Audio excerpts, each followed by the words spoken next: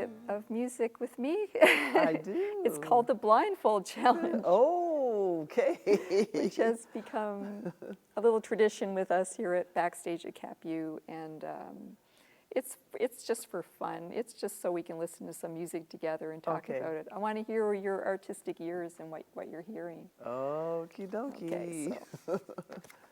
All right. Okay. We're ready. We're going back in history with this one a little bit. He called the ocean, my Lord. Oh, he said he would. Say it would come. Handpicked for you, Dee. Thank you. Thank you. Said he would. From the Apollo sessions that was recorded from 1945 to 1951. Yeah. She changed gospel music forever with her blues infused vocals, and that's right. Yeah. And I know that your roots are in gospel, so I'm old enough where I can say I actually saw her live. Wow. Because growing up in Oakland, California, frequently on Sunday afternoons, like 3 o'clock shows at the Oakland Auditorium, they would bring in all of these gospel artists, right? And of course, Mahalia was big, right? But on that show, you would see somebody like her, the Caravans, the Clark sisters, Clara Ward singers.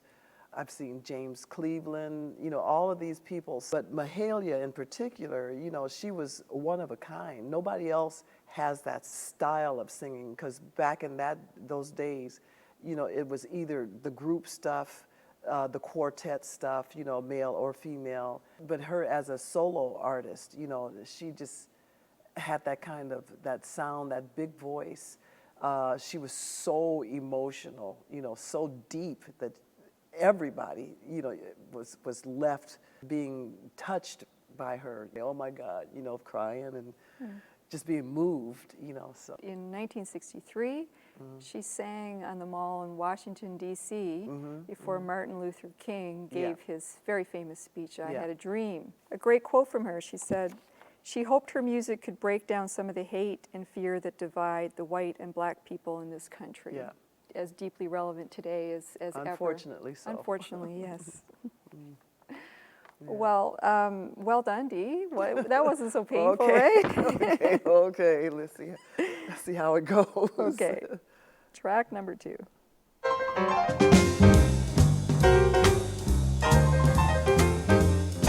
That's Monty. Monty. What? No. Okay. Wait. Okay. That's Monty Alexander and Ernestine Anderson. Too easy. Oh. No, I knew that piano. I said that. But we're supposed to be listening to singers. Wait a minute, let me listen a little. No, that was I know Monty's playing. Oh, perfect. Yeah. Well, that's 2 for 2. Okay. Ernestine, the wonderful Ernestine Anderson, I think it was 2016 she passed at the age of 87. Yeah. Ernestine, I loved me some Ernestine. So another Seattle artist. Yes, and Ernestine was a mentor of mine. She really made a difference in my approach to singing, you know, because Ernestine could backphrase further than any other singer I've ever heard. She could be in the middle of a song and backphrase so far back that you say, did the girl leave the building? Is she still here? You know, but when she came in, it would be right in smack dab middle in the of the groove. Yeah. Oh yeah. Talking early. Early in the morning. Yeah. Let it go. Let oh, let die, let oh, papa, go, let go, yeah, I'm going to Chicago, and I'm sorry that I can't take you You see, ain't nothing in Chicago for a sweet little boy like you to do. I'm gonna spend my money in the morning. I'm gonna have me one hell of a time till the rooster crows. You know, and no, I knew Ernestine very well. We were friends, I'm happy to say. She was a very generous person to me with her time, with her sharing her knowledge and experiences and so forth. And she really helped me just dealing with being in the world of music, you know, working with musicians. We had the pleasure of having her here once. Oh, yeah. She was in her 70s, and it was the first time ever that I was on stage giving my introduction. The band had come out, just they were sort of warming up on their instruments, and she was going to come out on her own. I introduced her, and she doesn't come. So I was like, as the MC is kind of like the worst thing that can possibly happen, like, oh my God, what's happened to her? So one of her band members just goes back to see where she was, and he comes and whispers in my ear, she can't find her lipstick. She doesn't want to come on without her lipstick. Yeah, that sounds like So I tell the audience, we're just going to take a brief pause. Ernestine will be out just very shortly, folks. So I dive into my handbag. I find some lipstick. I give her my lipstick. Ernestine, I gave it to her. It was a present. Here, take it. It's yours. And out she came, and she was so sassy and just like, I loved her spirit, right? Yeah, Kinda. yeah. And we had the stool set up for her, and she got to her stool, and the first words to the audience was, I have earned the stool. That sounds like Ernestine. Oh, she had us laughing, and she sounded beautiful. Yeah. Yeah. Yeah. Ernestine had an incredible sense of humor. You know, she would do a few things on stage, but you get the girl off stage. You know, I mean, I'd be on the floor just cracking up, crying, just laughing so hard the tears are running down my face. But well, I'm glad there's some good memories for you from Ernestine. Yeah, for sure. Okay. Track number 3. All right.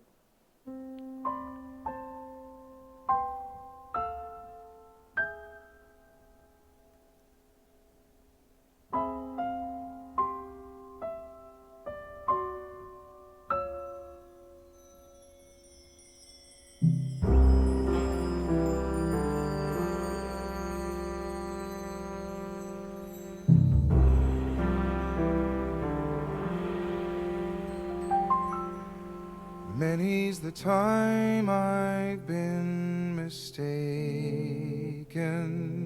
Kurt. And many times confused. Is it? No. It is Kurt Elling, yeah.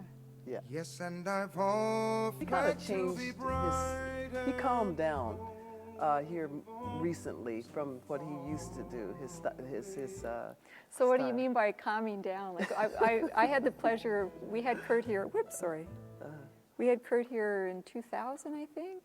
So 20 years ago was his first performance with him, and I've been a fan. And I think you came to one of his shows, Dee. Yeah, if I remember. yeah. I know Kirk too. Well, for a long time. What I mean by calm down is he became more sensitive and in tuned to a conversational approach to his music, because Kirk also has a very unique sounding voice. I guess everybody does, but some are more unique than others, right? And he has a slight little edge to the sound of his voice, but he really softened that in his more recent recordings, which I like a lot. You know. This one's from his 2018 release called The Questions. Okay, yeah. And because he's taking a pop song and jazzing it up, like he's doing a jazz treatment of a pretty famous pop artist like Paul Simon. Yeah, yeah. So it seems to me that a lot of contemporary jazz artists are not necessarily always going to the American Songbook. They're choosing more contemporary pop rock music to do a jazz arrangement. Well, I did that myself. On my Jazzin' It CD, I took, I just call them songs from another songbook. Yeah. I did Earth, Wind, and Fire. I did an Elvis Presley. I did a Bread. Wow. Everybody remembers them. And gave them a jazz treatment, right? Just swung them, right? But I'm for that. Always have been, and do not like it when people try to put you in a bag and label you all the time. I love music. I love good music. I don't care what the genre is. You know, if as long as it moves me, you know, then I want to hear it. You know, I want to perform it. I want to whatever. You know, so. Yeah, I'm glad when people do that, you know.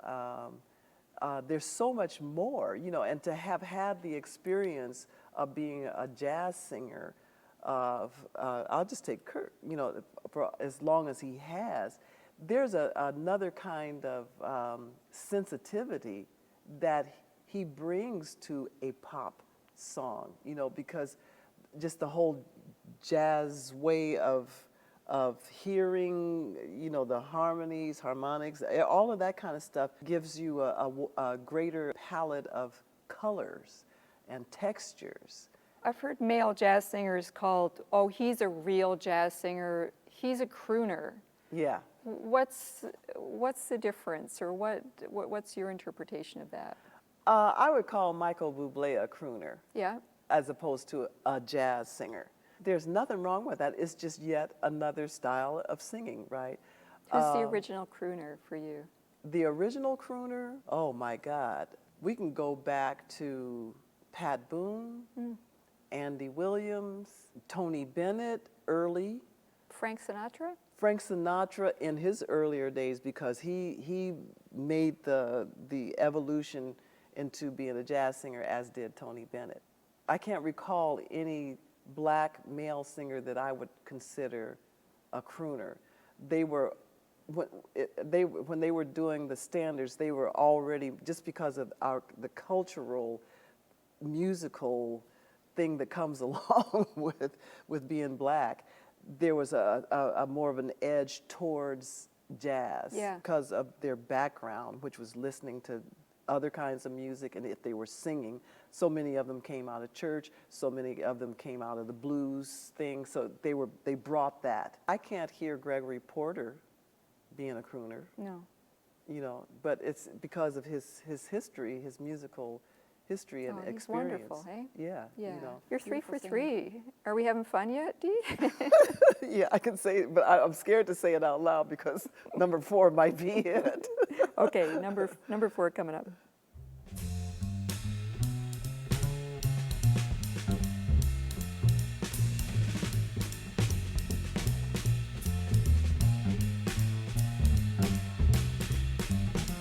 Blue skies looking at me, nothing but blue skies do I see. My bluebirds singing a song, nothing but bluebirds from now on. I know that I never voice. saw the sun shining so bright. Is that Cassandra? Never saw things growing so Okay. bright. Yes. Yeah, an interesting voice, Ooh, eh? God, that was, yeah. So it's from Blue Skies, from a 2002 album. She did Sings Standards. She goes way off the beaten track all the time. She doesn't stick to standards at all. She's very much known as pretty avant-garde, improvisational. Yeah.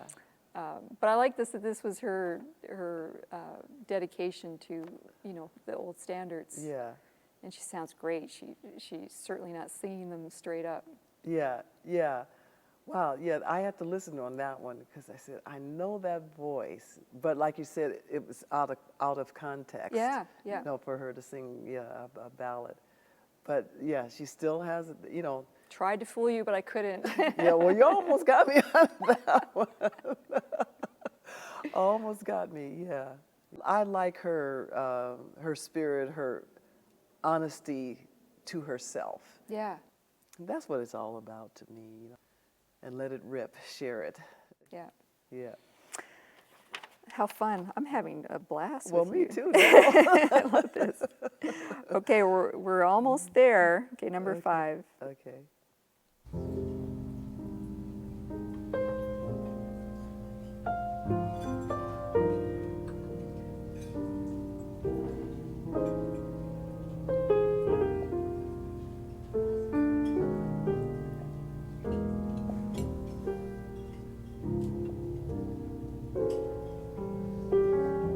I fall in love too easily. I fall in love too fast. Oh, gosh. I fall in love too terribly hard. Oh, that's Carmen. Carmen. For Wait. love to No. ever Okay. last. And now my heart should be well schooled. Oh, man, I know that voice. I know that voice. Wait. For I have been so fooled in the past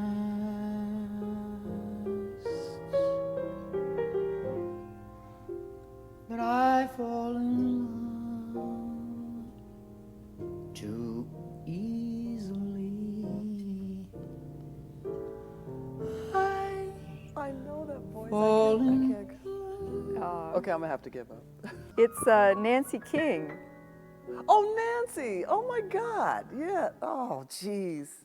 As soon as you said, then yeah. Of course. Oh. It's from a live at the Jazz Standard 2006 recording, just a duet with her and Fred Hirsch. Right. So it was recorded gosh. without Nancy's knowledge by Hirsch. The pair had never met before making the album. It's their first time playing together. Really? It was a part of a series of duo performances that Fred was doing at the Jazz Standard. Oh boy. And it was a very well received album. People loved it. Nancy sounds great. They sound like they were made to play together. Oh yeah. Beautiful. Yeah. What an interesting vocalist she Wow. is, from out of Portland, Oregon. Yeah, I know Nancy too. You know Nancy, Yeah. Yeah. Oh wow. Nancy, I think, has been underrated, you know, for most of her career. This woman out of nowhere, I mean, she could sing. Wow. Yeah, I know. I've heard Nancy sing. Matter of fact, I've taught with Nancy. And every time I've heard her, I just shake my head like I'm doing now. I said, wow. You know, I mean, musicality and just the technique, how she uses her voice, you know, and her knowledge. Jazz is sort of full of unsung heroes like Nancy King, though, right? So much talent out there, and you know, there's the ones, the A-listers that get tons of recognition, but there's so many working artists like Nancy. So many. Yeah. So many. Yeah. Wow. God, I'm glad you played that. Yeah, sweet. Okay, Roland has the last tune because I couldn't find it in my collection. So Roland's ready with the final track. Dee, we're almost there. Uh-oh, we're going back. I'm gonna like somebody and let them like me. Going further means change, and I was born to be free. To hell with love. To hell with love. I'll find a way to keep from getting in too deep. To hell with love. Oh man, I don't know I that like one. to sleep when night comes and laugh every day. And when you're in love, it just doesn't work that way.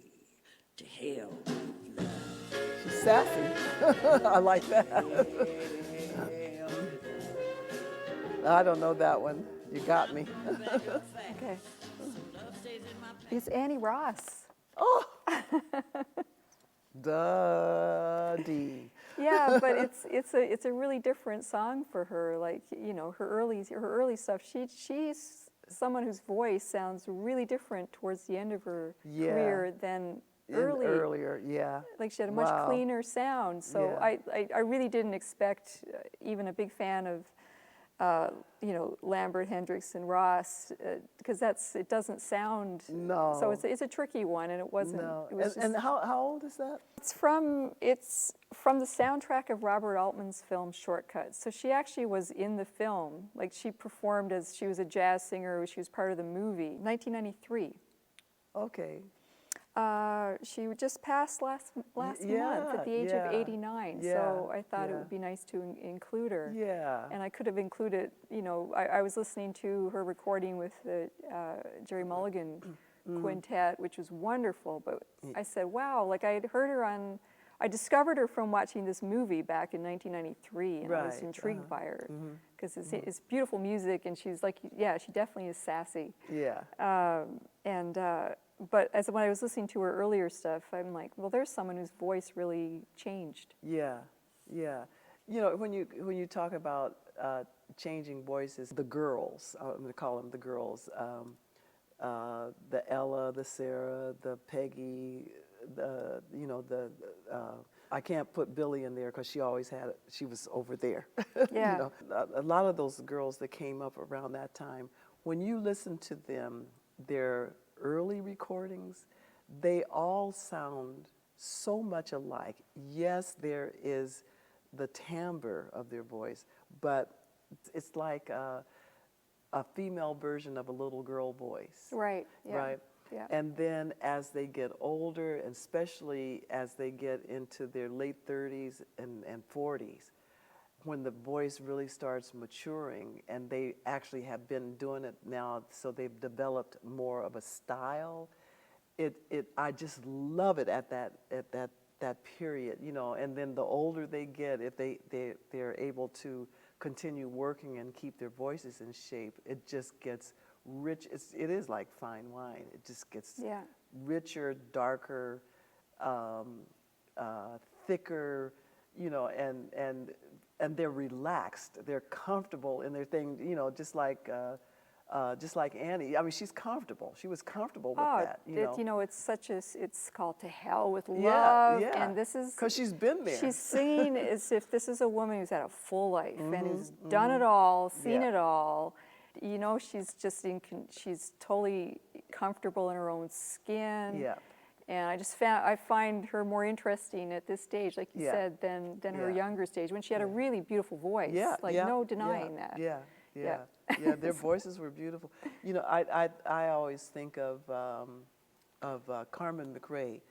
I always consider her to be the word meister, because, and what I mean by that, she can take a word or a syllable and find all of the nuances of that syllable in her mouth before she releases it. And I wish I were in love again. No more pain, no more strain. I'm all sane, but I'd rather be gagging. The pulled out fur of cat and cur, the fine mismating of him and her. I learned my lesson, but I wish I were in love. I wish I were in love. I wish I were in love again. I really learned a lot from being able to hear her. I've learned a lot from all of these ladies, you know, and how what they do, and how their personal lives have come into their ability to tell stories, and then how they use the voice and the colors and the textures of their voice. Well, that's it, Dee. You survived the blindfold. You get the T-shirt. Thanks for playing along. Oh, that was fun. And being fabulous. I loved hearing your comments on all the tunes, and I had real fun. I have fun just researching it and picking tunes for you. Yeah. Well, thank you so much. That was fun. Now we're going to leave with one of your tunes. But first of all, I just want to thank you so much for being our guest. Pleasure's all mine.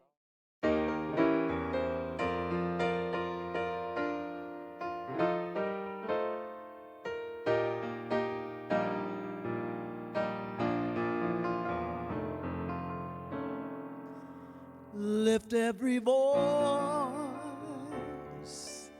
and sing till earth and heaven, till they ring with the harmonies of liberty.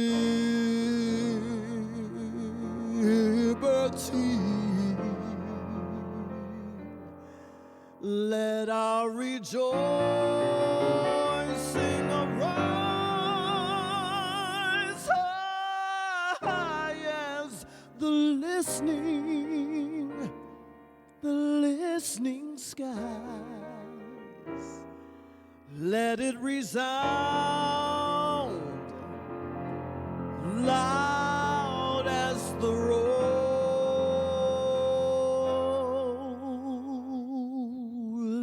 sea.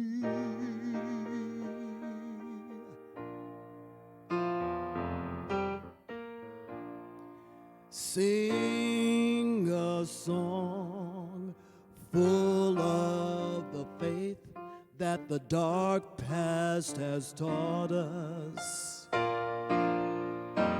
Sing a song full of the hope that the present has brought us. Facing the rising sun of a new day begun. Let us march on till victory is won.